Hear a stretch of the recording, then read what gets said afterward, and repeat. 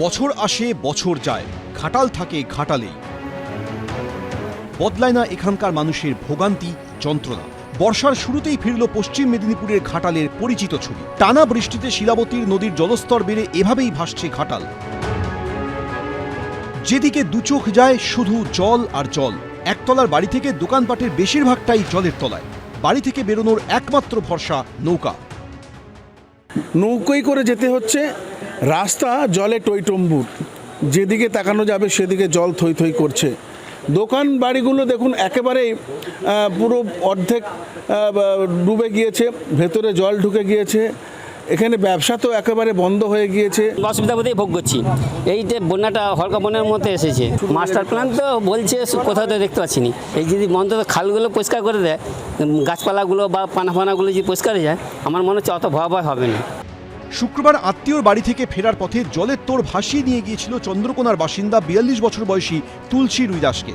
শনিবার এলাকায় জলস্তর কমতেই চাষের জমি থেকে উদ্ধার হয় তার নিথর দেহ। জল যে কি ভয়ঙ্কর হতে পারে তার প্রমাণ এই ছবিটি।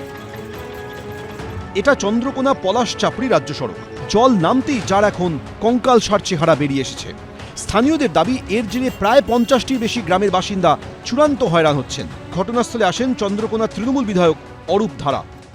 হরকা বান যেটা আমাদের চন্দ্রকোনা এলাকায় প্রবেশ করে, আমাদের চন্দ্রকোনা 1 এবং চন্দ্রকোনা 2 এর 3টে জিপি এবং চন্দ্রকোনা 1 এর 5টা জিপি সম্পূর্ণ জলের তলায় চলে যায়। সেক্ষেত্রে প্রচুর ঘরবাড়ির ক্ষতি হয়। জল আমাদের 3টে জিপি কমলেও এখনো 5টা জিপি একদম জলের তলায় আছে। আমরা সচেতন আছি। চন্দ্রকোনা 1 ও 2 নম্বর ব্লকের বেশ কিছু এলাকা এখনো জলমগ্ন।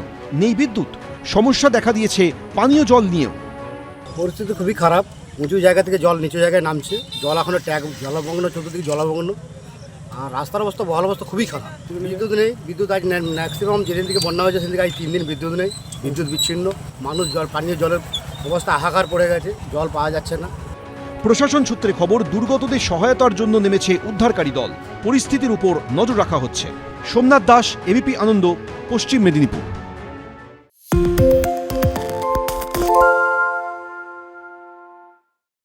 সত্য অন্তহীন, সত্যের খোঁজও তাই। সত্য সন্ধানে তাই আমরা অক্লান্ত, অকুতভয়। এবিপি আনন্দ নতুন ভাবনার প্রতীক, যা মনে মুক্ত, তথ্যে যুক্ত এবং যাবতীয় সীমানার বাঁধন থেকে মুক্ত।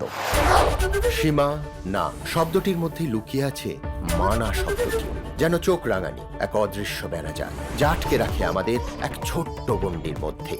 একমাত্র সঠিক খবরই গড়ে তুলবে এক মুক্ত সমাজ। সেই জগৎ গড়ার লক্ষ্যে কোনো সীমানার ঠুকুটি আমরা মানব না। এবিপি আনন্দ এগিয়ে থাকে, এগিয়ে রাখে।